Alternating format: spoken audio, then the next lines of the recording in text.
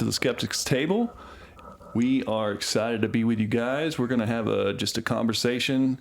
So we realized, Jesse, that after listening to these past 2 episodes, we're not really having a conversation. We're kind of just talking to our 3 listeners. Yes. We're working on it. Yeah. This is a change of pace for us. We're not used to having a microphone shoved in our face. So Yeah. we'll get there. For sure. I think there's a joke to that, but I'm going to not say it. Well, let's not go down that road. Yeah. So let's just talk about what happened. So there was a video posted, or a podcast posted by Shawn Ryan, and we listened to it, and there was some pretty bold claims there. And has me a little concerned if this turns out to be somewhat truth. Yeah, there is some interesting things in there with that email that was sent out beforehand, talking about possible war crimes. Yeah. That's kind of scary that he felt like he had to go this way to get that information out. I don't know. Yeah. There's a lot in it. We're not trying to give validation to any of this as well. We're just listening to the information that we get and talking about it. Right. So yeah. So the guy, I think he's a Green Beret. His name is Matthew Livelsberger. Interesting name. Yeah. And so the claim was this guy apparently was like trying to reach out to several different podcast hosts and wasn't getting anywhere. Then he ended up going to the guy that Shawn Ryan interviewed, which his name is, he's under @Sam Asor, but his name says Shoe. But he's also an active duty intelligence officer, according to what he said on the show. But he's the one that actually picked up the email that was sent by the guy that was in that Tesla. Allegedly. Allegedly. That's another interesting part of it. Right. And they kind of dive into that a little bit at the end with heavy skepticism. But saying the possibility of it maybe not being him. Yeah. Which, who knows? The body was so burned up, they couldn't identify him with his face. I'm sure that information will come out. His IDs were on there. We'll get to it. Yeah. I did find that interesting. This is like a little side note, as far as, so his wife left him, I guess, not too long before all this happened. Yeah. And I guess it was over her having allegations of him cheating. And then they come out and they talk about how the DNA of the body does not match his son. They just had a newborn. And so who knows where that goes? Was she cheating? Or is that not him in that car? I don't know. That's the question, right? Yes. Shakespeare would say. Yeah. That's him, right? Well, to be or not to be. That is quite. Yeah. Okay. Yep, that's him. It's either either he did, the child is not his, or it's not him. So this is kind of turning into a huge conspiracy. So they want to get nuts. Well, we can get nuts a little bit with, conspiracy theorists. Yeah. But the claim is that he worked with, or was aware of these UAPs that were being worked on by the U.S. government, and that China also has this ability, and that's like what they call it, gravitational propulsion. So the way it was phrased, that Matthew phrased it, was what was it? Gravitic propulsion doesn't sound quite right. It's gravitic something. Yeah. Some fancy word. Yeah. But basically just saying anti-gravity, I assume. Yeah. I don't know. I find it interesting that, and again, we don't know what all he was dealing with. Right. This is just what was said in the email, but saying that he had worked on it and that the U.S. government has had this technology for quite some time, and China's had this technology and they've been using it in submarines in the Atlantic and launching these devices over the East Coast. Yeah. And that basically what we've been seeing these last month or so, where it's been real heavy, is them just showing their show of force. Mm-hmm. And he was saying, we just need to get this out in the open, let the American people know what this is so we can deal with it and go from there. Yeah. Well, this kind of goes back to, are you aware of Bob Lazar? I've heard of him. He's that guy that claims, he used to work at Area 51. Yes. I know who you're talking about now. Yeah. And he has several different claims. But one of the claims was that we have the capability of gravitational propulsion, or however you want to call it. And we got that. We reverse engineered this craft. And so, this goes back to the late 80s, I think, is when he first, made these, or whistleblowed, if he is what he is, if he is what he claims he is. Yeah. But, this isn't the first time, what I'm getting at, it's not the first time we've heard of gravitational propulsion being developed by the U.S. government because of reverse engineering these UAPs. It's crazy how this was. The Shawn Ryan Show made the connection of the New Jersey drones to what's the word I'm looking for? The New Year's Day attacks? Yeah, the New Year's Day. I'm assuming? Yeah. The terrorist attack that they're claiming was a terrorist attack, but it didn't kill anybody in Las Vegas. New Orleans is a different story. Yes, and there's some speculation as far as the connection between those two. Right, yeah. Are they connected? I don't know. Yeah, it's hard to say. Right. I mean, it happened on the same day, right? January January 1st. Said they were stationed, same place, Yeah. at the same times. Right.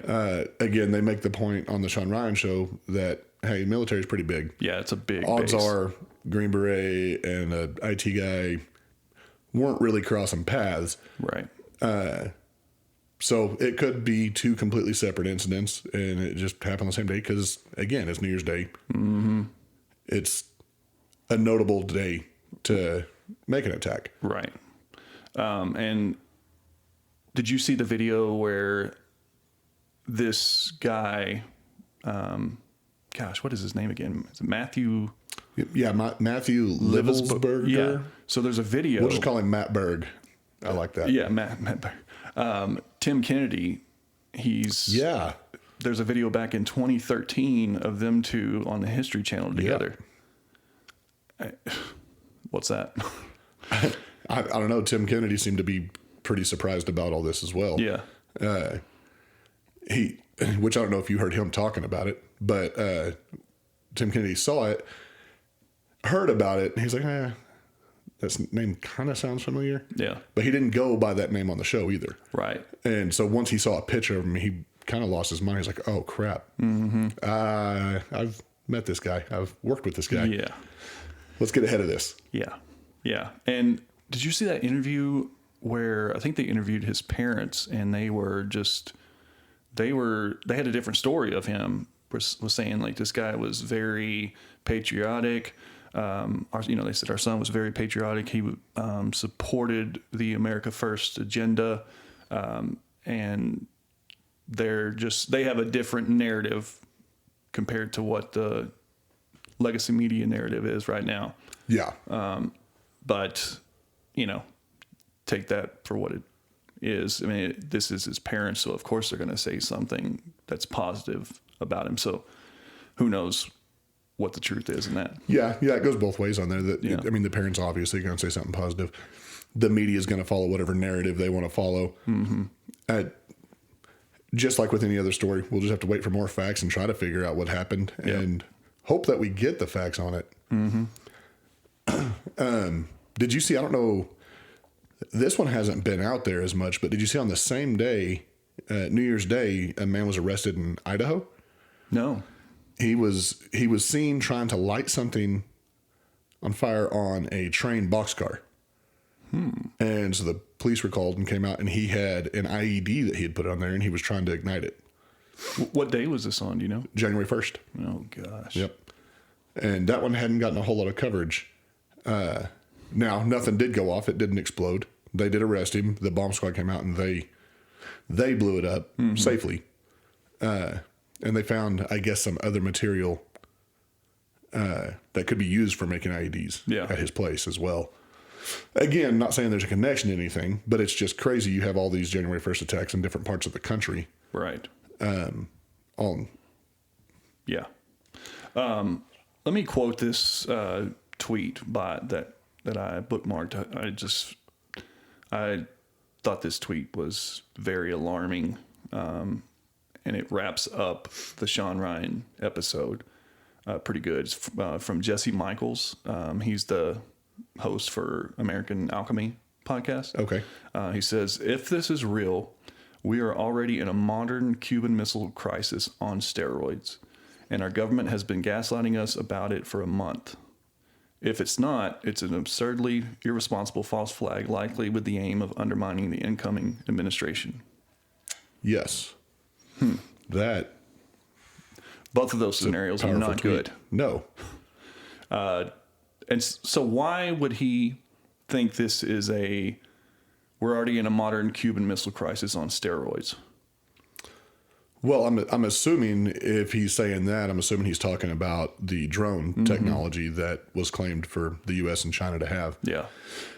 And that's no different. The Cuban Missile Crisis, Russia came in and tried to put missiles in Cuba. I mean, virtually in America. I mean, it's 90 miles. I mean, right there. Right. So that'd be no different than China if they have submarines with this kind of technology off of our East Coast.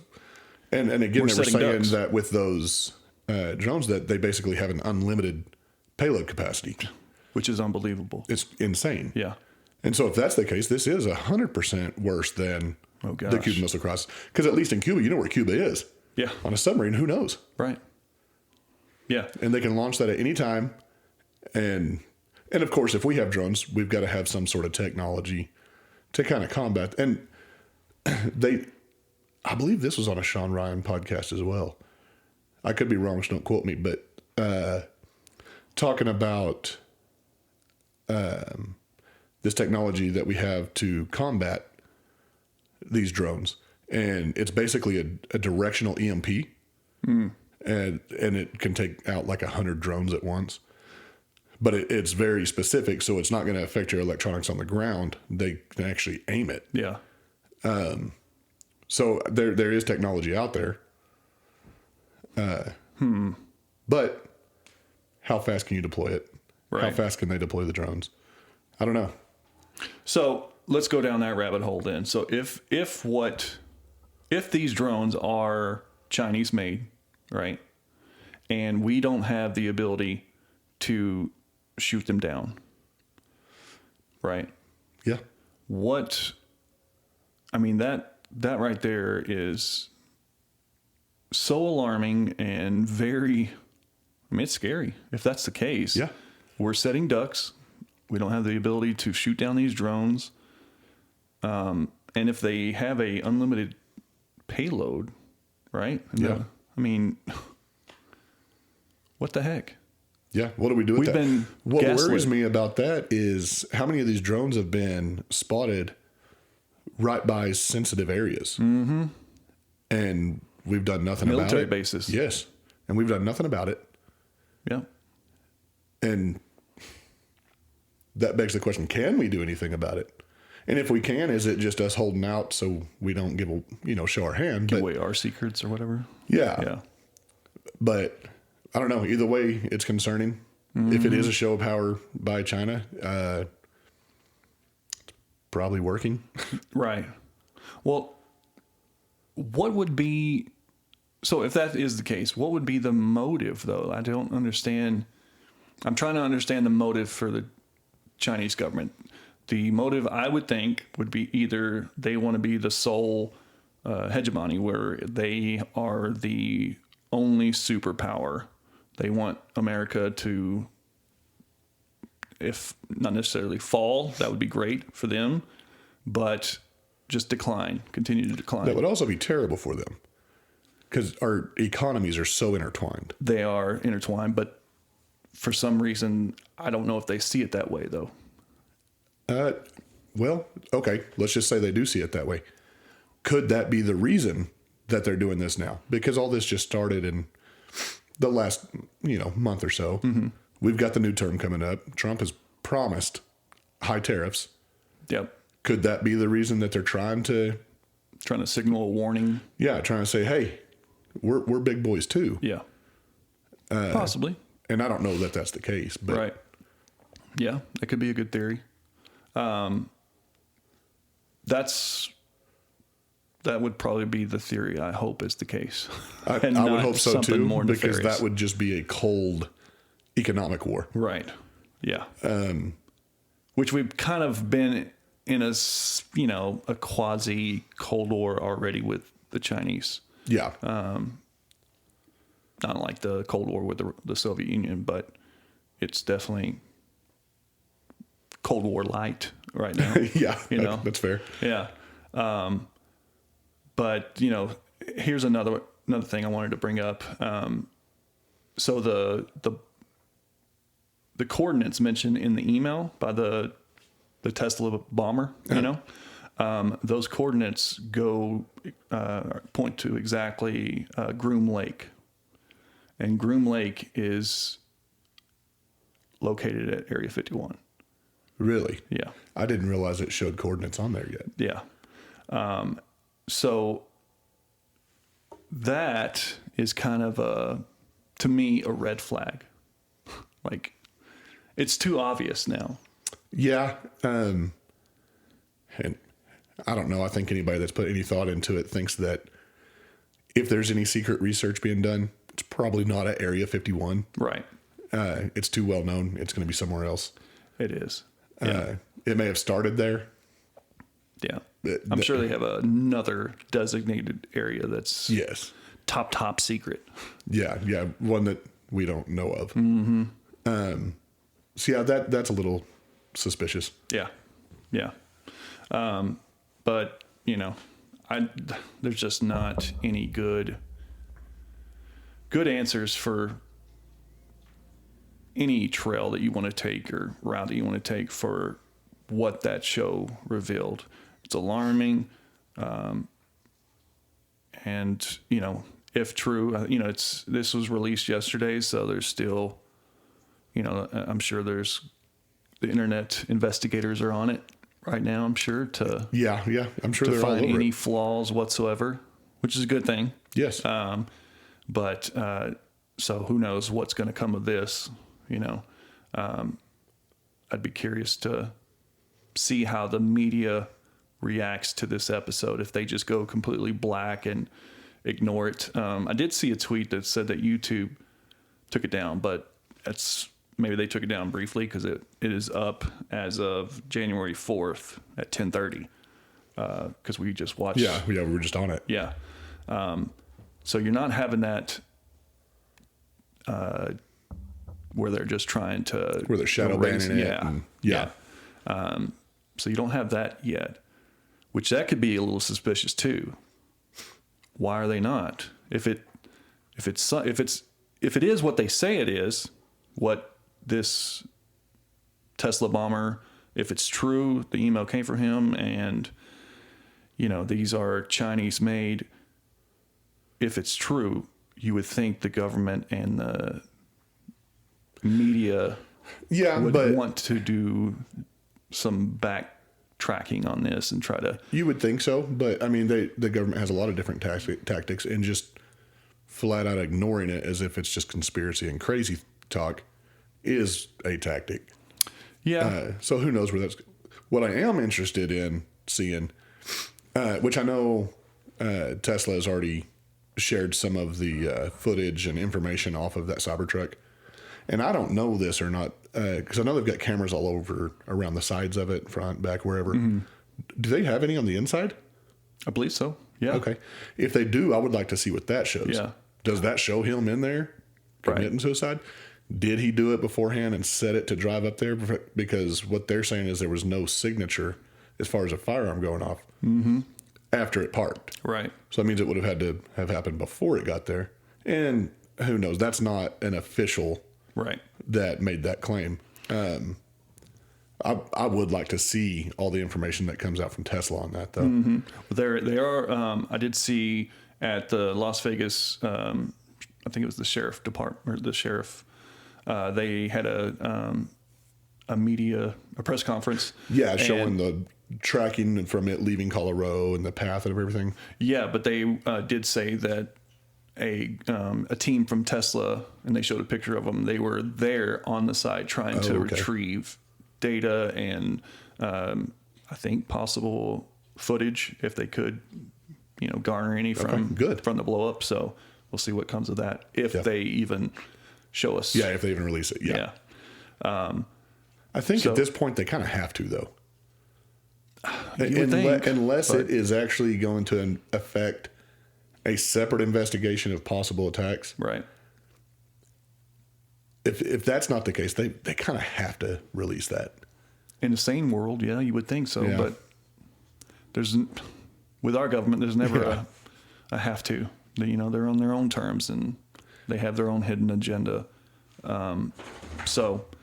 There's Jackson. So it's who knows where this is going to lead. Yeah. It could be the biggest story of the century.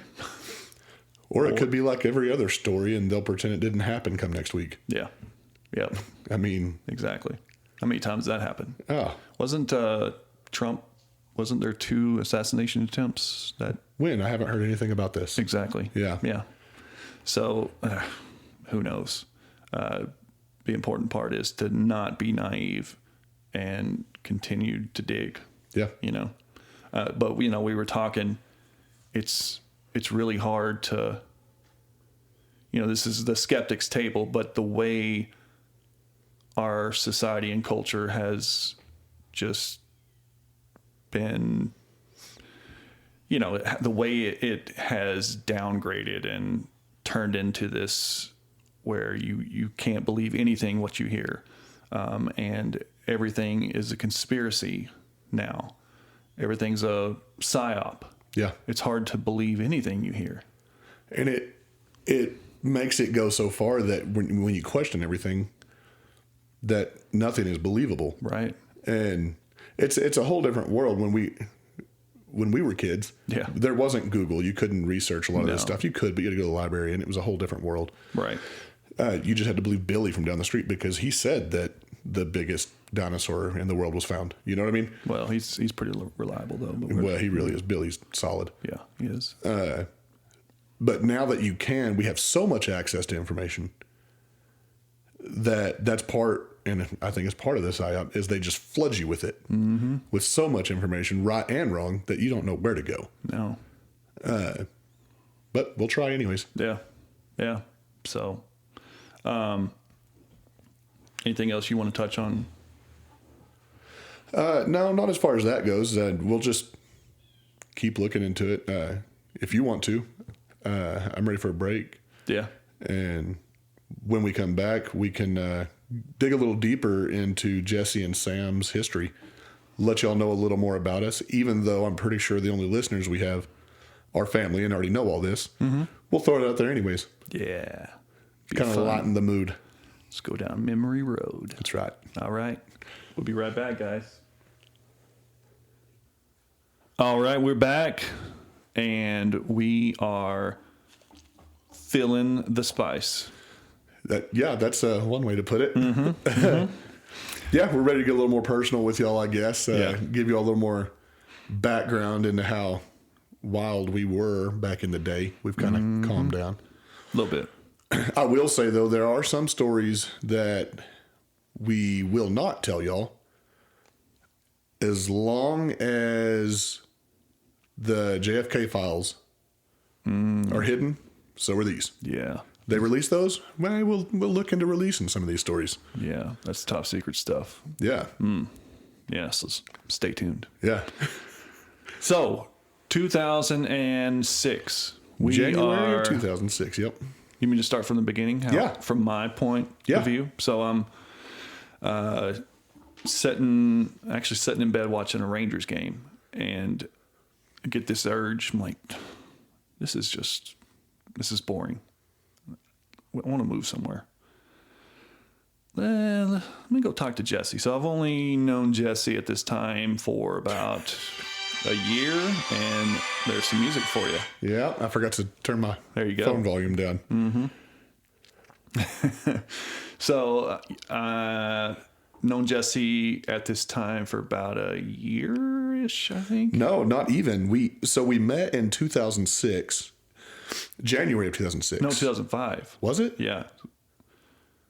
I think so. Oh, man. Okay. You may be right. January 2006. It was 2006 because I started there in 2005 and I met you in the second semester. Yeah, that's right. So, yeah, January of 2006. And then all of this happened in, right around May or June, whenever you came to me about this. Yeah. Yep. So it was about 4 months. So we hadn't known each other that long. And I don't even think we had discussed prior, like, moving somewhere else. No. Like, we had a really good community built in Amarillo, or in, and so, and so we just didn't know each other very well, but we had a good connection. And so I went up to where Mr. Jesse was working at the time. Do you want to? Yeah, I was a night manager at a taco joint. That's right. Fast food taco joint. Dude hooked me up quite a bit. Maybe that's why. And we became good buddies. Let's not talk about all that. All right. We ate well. We'll say that. Oh yeah, we did. Yep. So I go up there and I'm like, what do you think about moving somewhere? And we're, don't really know where. I think at first I said maybe Chicago. Yeah, you had mentioned Chicago. Yeah. And I shot that one down. Yeah. No real reason. Right. But then you have an order in the drive-thru. Yep. Right. And the person in the drive-thru had a shirt that said, I love New York, right? Is that correct? Yeah. And I think you was like, what about New York? And I think at the time I was, I don't know. Yeah, you kind of shot that one down. Yeah, I don't know about New York.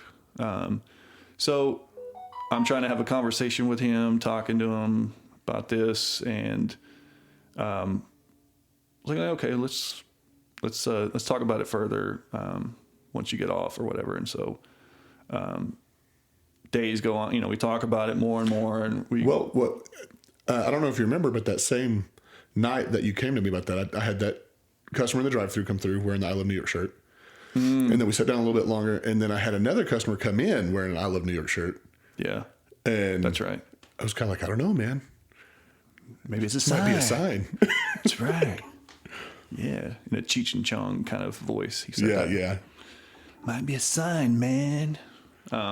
So we, have that discussion. This is either April or May, and we already have planned. So we're going on. I've already got planned for a mission trip to China. He's going to be going to Myanmar. And your trip is for a month. How long is it? A month? It was almost a month. It was like 3.5 weeks. Yeah. Yours was about the same. Yeah, it was about. No, I think it was about 2.5 weeks, almost 3 weeks. Okay. Mine was. So we're already planning on going out of the country, right? And so we're trying to figure out how are we going to make this work if we're going to move to New York. So we start doing some research, and we come across this organization that is a inner city organization working with kids and teaching English as a second language to West African immigrants. And like, this sounds kind of fun, let's reach out to this guy. And so we reach out to him, and I think we send emails back and forth, like what we're thinking. I emailed him a couple of times, and then he called me. Yeah. And I remember we were doing something. We were a part of it with the BSM. Yeah.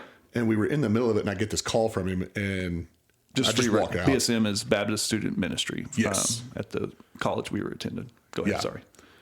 And so I got it, and I was supposed to be focused on that, but I got that call. I was like, my heart started thumping. I ran outside and talked to him. I will say we probably shouldn't mention the name of the ministry. Yeah. We didn't have the greatest experience with it. No, which you'll learn about here in a little while. So we'll just omit that. Yeah. Yeah. So we also have this other friend at the time, and he's a very eccentric, totally different style than us, but we loved him and really looked up to him. He was kind of our mentor in a way when it came to just guidance in the Lord, and just a all around good dude.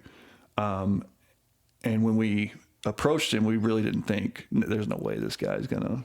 There was no way he was going. No. But in my mind, at our surprise, he said, I think he wanted to think about it. Yeah. I'm like, what? So he's actually considering it?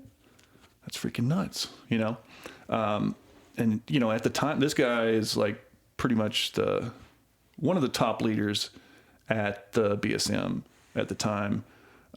Just heavily involved in the city, just, almost everybody in this city knows him kind of guy, right? So we didn't think there's any way he would want to disconnect from what he has going, what he's built in this town. But to our surprise, we wanted to think about it and ultimately ended up agreeing to it. But this guy also was going to be going to, so at the time during the summer of 2006, I'm going to China. Jesse's going to Myanmar.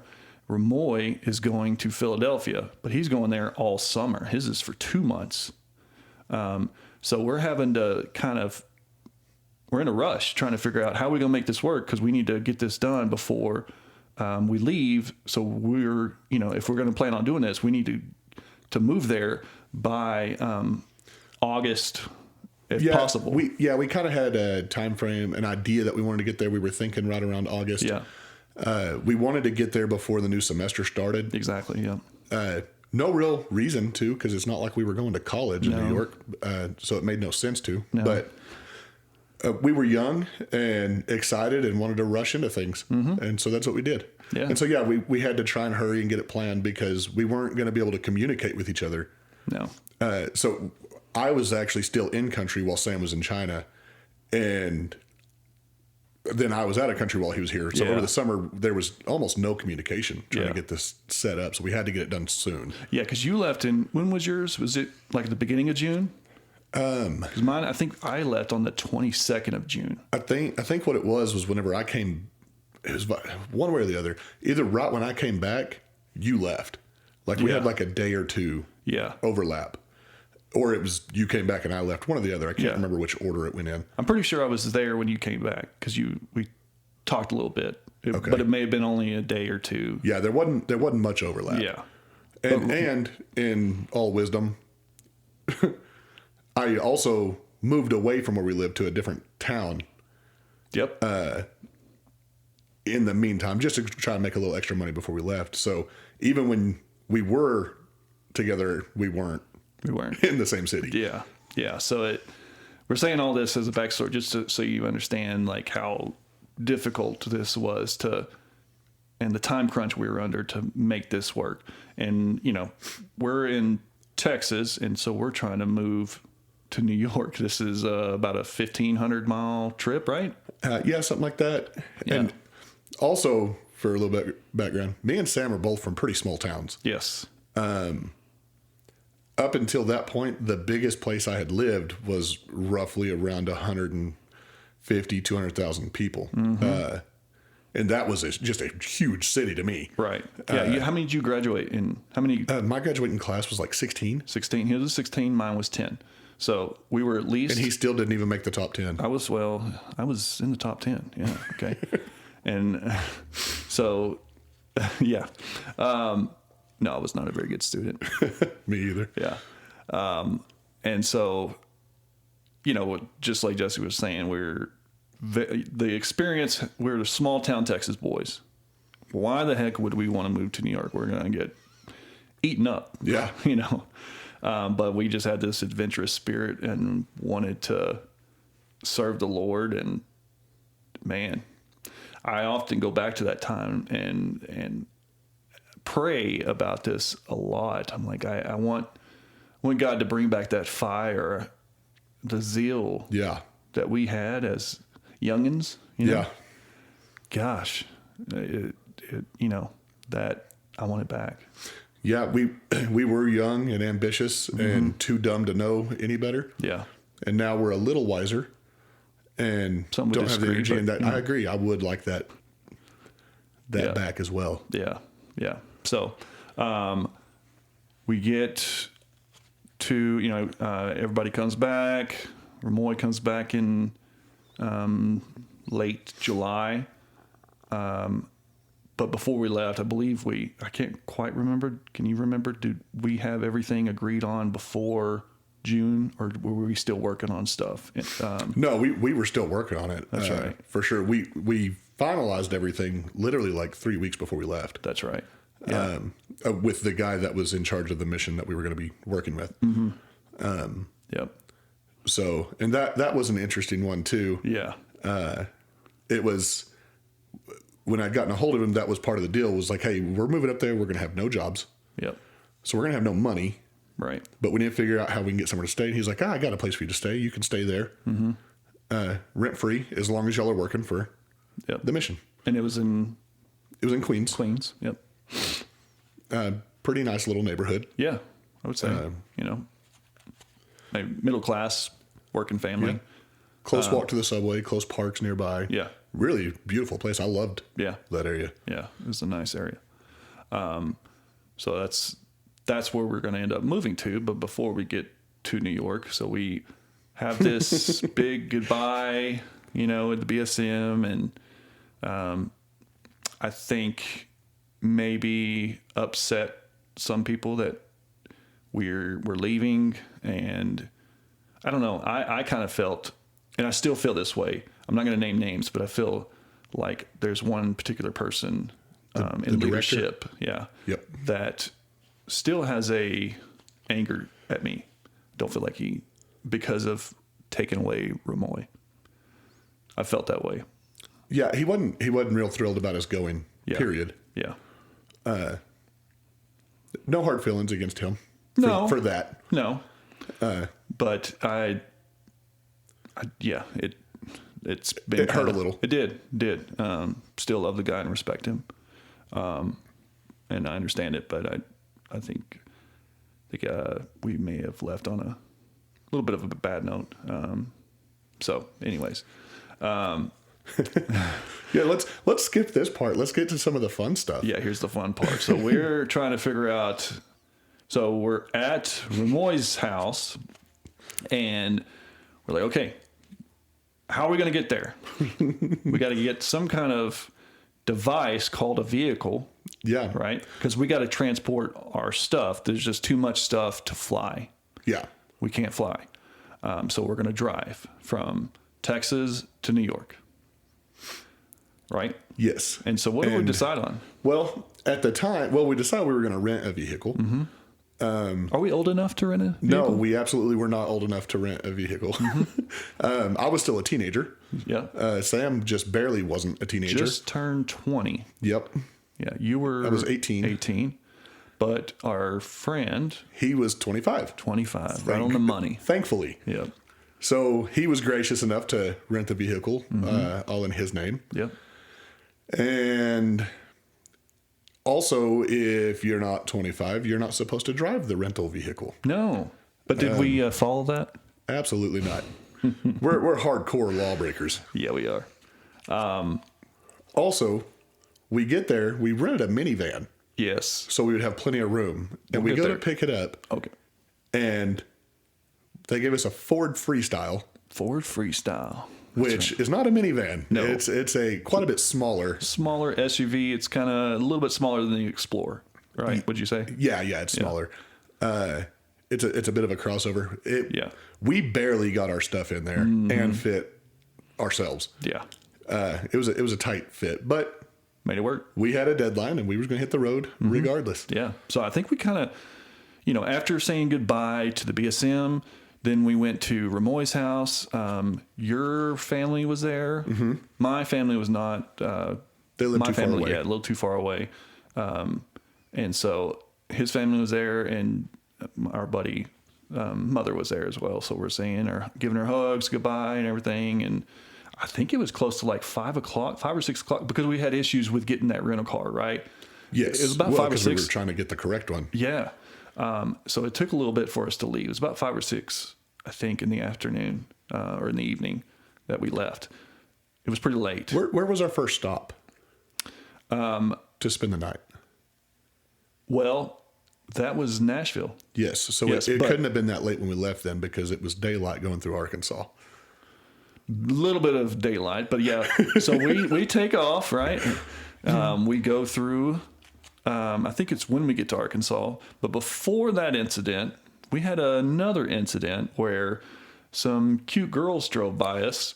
Yeah. And I think, did I moon them first? There may have been some cheeks against a window. Yes, I think I mooned them. And then they decided to, Get their revenge by flashing us, and we were terribly upset. yeah. So we saw boobies already into the trip. Probably not the most religious start to go work. No, not at all. Again, I want to remind you, we were young and dumb. We were, yeah. So But if I'm not going to lie, enjoyed it. I did not complain. For some reason, so anyways, I don't know why I'm driving. Yeah, Ramoy got tired a little bit, like Yeah. here's whatever, and you just offered to drive it, and we just swap. Okay. So you jumped in the driver's seat. Mm-hmm. I'm pretty sure it was right before we crossed into Arkansas. Yeah. And the sun is starting to go down. It's not super dark yet, but it's getting dark enough we ought to have headlights on. Yeah. But so I'm thinking, well, these should be. No, you asked. You did ask. Oh, I us. did. That's right. Yeah, you said, how do I turn the headlights on this? And me and Ramoy both were like, dude, it's like 2006 already, man. They're automatic. Yeah. They come on automatically. They were not. No. But it's at that time where it's kind of the golden hour in a way, where it's a little, it's kind It's of light getting enough dark. to see where you're driving, but Right. dark enough you need to have them on for other vehicles to see. Yes, but you can't tell if they're on because there's still enough light out, so we don't know if they're on or not. We're just thinking, they're automatic, they're going to come on. Yeah. But did they? Well, yes, some lights did come on, but They they did. happened to be red and blue Yes. behind us. So we get pulled over. Yeah, and thankfully the officer was, pretty funny. He was like, "No, you need to turn those on. Those are not automatic." Now, if I remember correctly, what he said was, after he got your license and registration, he looked at your license. He said, "I don't know how y'all drive in Texas, but in Arkansas, we turn our headlights on when it gets dark." That's right. Yep. And of course, we start laughing and Yeah. tell the story of us saying they were automatic. And he just kind of shook his head like, "You idiots." Yeah. And he reached over and showed you how to turn the lights on. Yeah. So we got a little education on how to turn lights on. That was nice. Thankfully, the officer didn't give us a ticket, but sent us on our way. He was curious what we were doing. We told him we were going to New York, and I think he was trying to remember if he was curious about that. Do you remember him saying anything about that? I don't remember much more on that.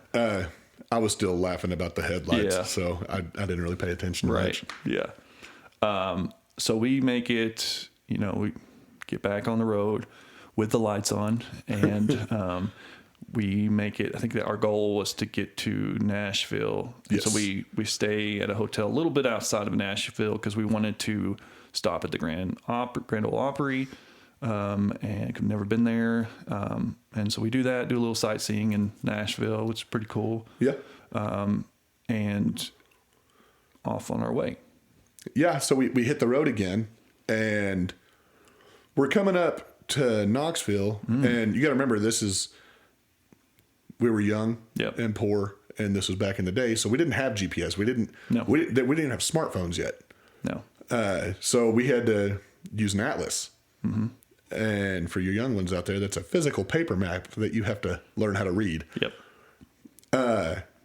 And for some reason, we lost it in the car. I don't know how. Yeah, I don't know. And so we had to stop and go get a new atlas. Well, we pull into this truck stop, which, by the way, was fuel only. We couldn't even go in the store, so we didn't even get our atlas. It's odd.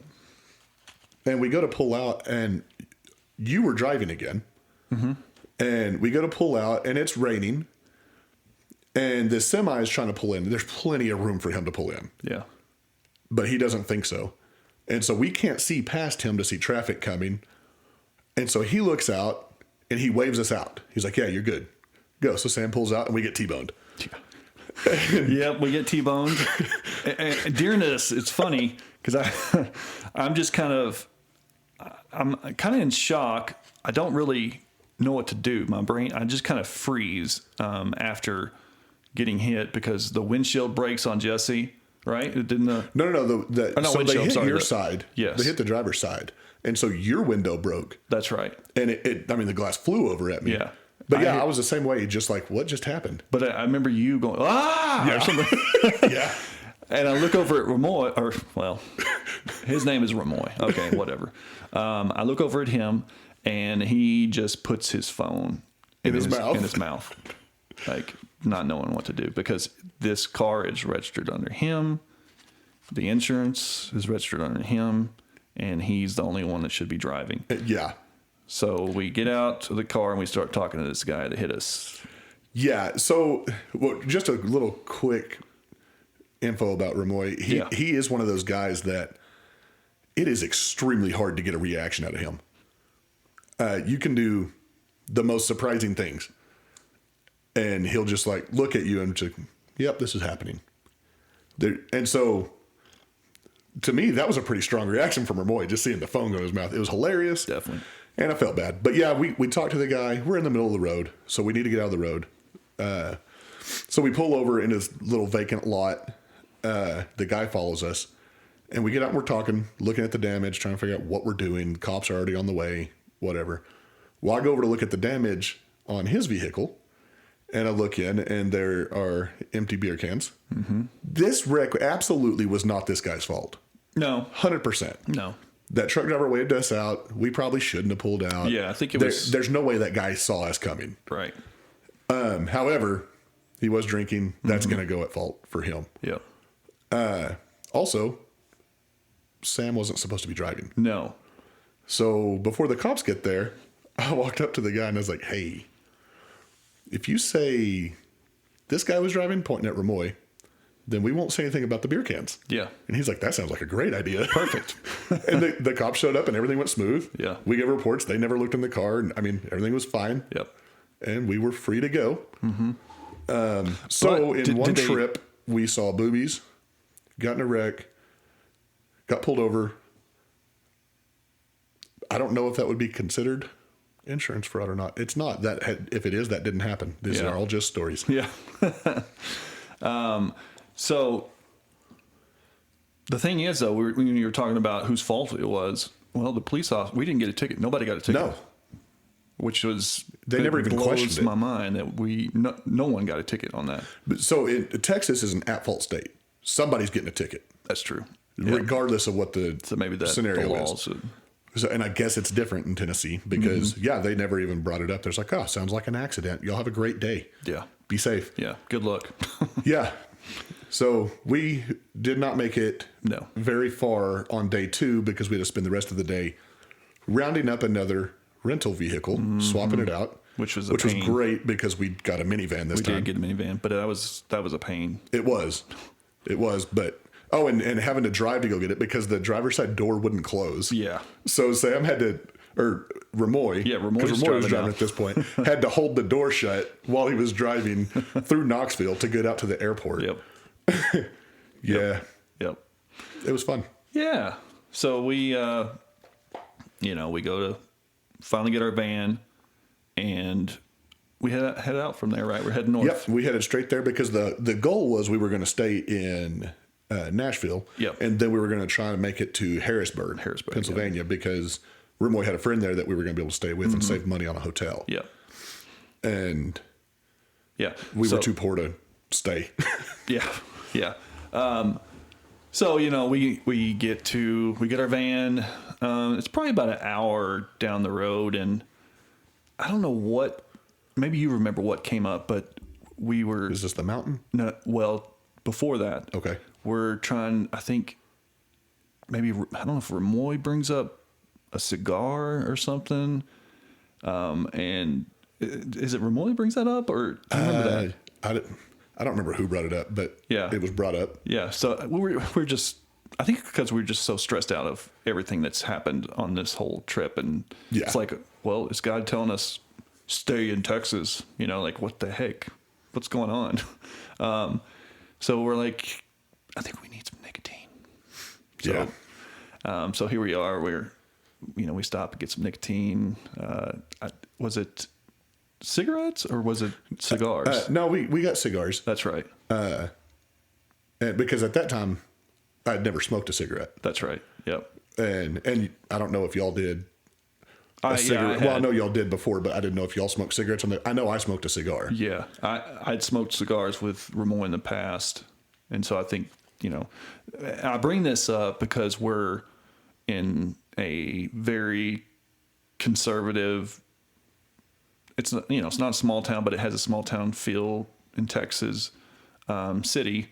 And, that is kind of frowned upon. It's very much frowned upon. And I remember having a conversation, just to backtrack real fast, to kind of get you a glimpse of Jesse's mindset and how somewhat innocent he was. I think we were talking about, somehow the conversation got on. Oh, it was for my 18th birthday is what it was. That's right. Because I was turning 18 and you were like, oh, we got to get you a cigar and a lottery ticket. Yeah. And I was like, absolutely not. There's no way I'm ever going to smoke. And you this line, you said, don't want to support the cigarette company. That's true. That's true. And so that was kind of a, not scary thing to do, but just... Oh, to me it was. Well, yeah. I was terrified. Yeah. But doing that, it kind of just brought some tension down for me. Just getting I needed some... I wasn't addicted to nicotine or anything like that. Just wanted it because of the crap, stress. That we've been through so far. So we get some nicotine and, make that trip from Knoxville to Harrisburg. But we don't get to Harrisburg till it was way late. 4:30 in the morning or something like that? Yeah, it was super late. But before we get to Harrisburg, Jesse, mountains. What did we see mountains? Well, Ramoy definitely did. He did, yeah. They were clouds. They were clouds, yeah. He said, oh, look, I think it's the Appalachian Mountains. Which that we were not in the mountains at all. No, it was just clouds. It was just funny. It was dark. It was dark. Yeah. The clouds did look like a mountain range. Yeah. We were stressed, tired. Yeah. And I don't know, when you get to that delusional level of tired and stress and just everything just makes you giggle. Mm-hmm. We were high school girls in the car once we realized they were clouds. Yeah. And just, yeah. We needed some sleep. Right. So, after we pass through that large mountain, right, and make it to Harrisburg, and we stay the night there, wake up in the morning, and head from Harrisburg straight into New York. To New York, yeah. What were your thoughts when I remember seeing the skyline when we first saw that skyline. It was Coming surreal. into it was very surreal. I mean, just think about it. I'm 20. You 18? Yep, 18, Yeah, and 18. at that point, the tallest building I'd ever seen was the grain elevators in my hometown. There you go. So it was crazy. Yeah, I mean, we were just bugging, just like, what the heck? This is crazy. It felt like a movie, Yeah. because that's the only time we really had seen those things in the movies or on the news or, stuff like that. So it's just, it was a very surreal moment. And so we make it in, drive it into Manhattan because we got to drop off the rental car and we're going to meet the guy, right? Yeah. He came by and picked us up in a... Yeah, the director. So, but yeah, we park. That was kind of a little tricky too. We're trying to find the... again, no GPS. So Yeah. we're just going off of, it looks like this intersection meets up. And of course, we had known how to read a map, but Yeah. we're used to country, not city streets. No. And that was I'd only ever even seen one-way street before then. Like, I didn't mess with that stuff. Yeah. It was a little nerve-wracking. It was a wreck. For him, thankfully I wasn't driving. I think I would have been scared, out of my mind doing that, in Manhattan. So Ramoy was driving, thankfully, but I know he was pretty nervous as well. Yeah. Driving in it. And so we get to take we drop the subway or drop the car off and get to ride the subway for the first time. Remember that? Yeah, and that was surreal too. Yeah. We got pretty proficient at that. Yeah, we during did. our time there. Yeah. So we make it in, and so this takes us about 2 days, I guess, a 2-day trip. To get there, yeah. Yeah, about a 2-day trip, which was what A 3-day trip. was it about 3? Yeah, because it was 1 day to Nashville, 1 day to Harrisburg, and then 1 day to New York. That's right. Yeah. Okay. And I think we were thinking it was going to be about 2 days, but when you get into a wreck, Yeah, it kind of slows you down. Yeah, a little bit. Yeah, because we probably would have made it to Harrisburg before Fairly midnight, early. right? Oh yeah, Yeah. The whole goal was to meet his friends that were there and hang out and get to know them. They That's were going to right. cook dinner for us and everything, and I never even saw them. He called and said we're going to be there late, Yeah. and they left it unlocked for us. Yeah. Didn't we? I think we met somebody in the. Y'all saw him in the morning. I never saw. I think I was in the restroom or something. Yeah, that's where he's at a lot. That's true. it's where I regained my sanity. Right. And I remember waking up the first morning and just, it's almost like a dream. Like this isn't real. Yeah. We're small town Texas boys now here in Queens, New York, living here. Just, our eyes are bugged, not knowing like what the heck did we just do? Personally, I'm thinking, did we make a mistake? I was kind of scared, a little nervous and scared, and so, but excited as well. Yeah, I will say, and I can't speak for y'all, but I will say we planned all this and we had good intentions. I did not put a whole lot of prayer into this before going. I did pray. Yeah, I did almost zero listening. So, I think your wife has said she's had an issue with you before, as far as listening. with what? Listening. What do you mean? Oh yeah, exactly. Oh. So I was nervous as well. I was like, man, now that we're here, God, am I supposed to be here? Mm-hmm. And I struggled with that the whole time we were there because I was Yeah. like, man, I don't know if this was right. But it was done. We're there. Yeah. Yeah. What do you think? We want to, because this story can branch out to several different stories. We probably could talk for another 3 or 4 hours just telling you exactly all the different unique and funny stories and scary stories as well. So what do you think? Maybe we discuss those stories on the next podcast, or are you wanting to? We can expand on that in another episode. That was probably the most boring story we have is just building up to it. Yeah. Is there a story you want to tease? Oh man, there's a couple of stories I want to tease. Yeah. Jibo's one is 100%. And I'll give you just a quick backstory on that one. This is not the first show that me and Sam have done. No. We used to do one called George and Bob, and Jibo was an accidental guest on this. He was. Show. Well, welcome back to George and Bob. It's been a long, long time, hasn't it, Bob? It has. we don't want to replay those days. Yeah. Made some funny. Jibo was a really funny one. He was. That was on accident too. That was not expected. So that's a good story. A place I end up working at. Great stories got some there. Great stories there. And so I think we'll talk about for sure 2 of those. We could talk about my first beer. That was in New York. Yeah, you don't realize how innocent Jesse was prior to this. I blame Ramon on me though. Yeah. You corrupted me. I disagree, but anyways. Yeah, we can go down a lot of stories in New York, and we did not live in New York very long. No. No. It was. But there is a lot of stories from there. Yeah. So I think we got there August 29th. I think that's the day. I think that's the day we left because we didn't actually get there until September. It was in September when we got there. September 1st? I don't know exact date, but it was September. Yeah. Yeah, somewhere around there. And end up leaving him and I in February. Yeah, the beginning of February. Yeah. Yep. So about 6 months is what we did. And another tease is what happened to Ramoy? He's still there. It was supposed to be a tease, bro. Cut that out. That's all right.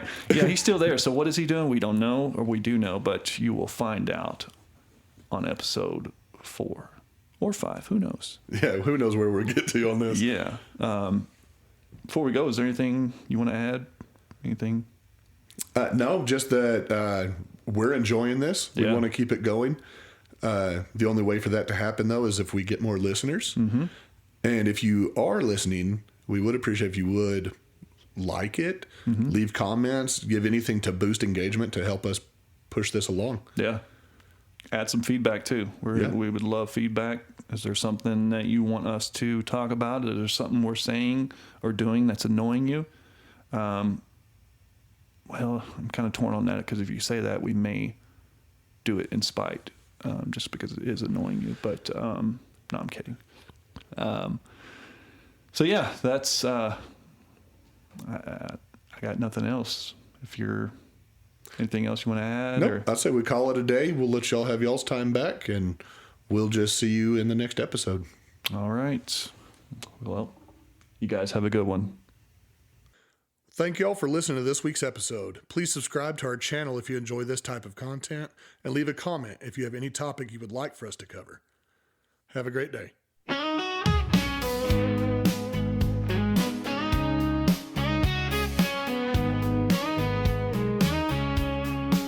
Mine's always drifting somewhere out there.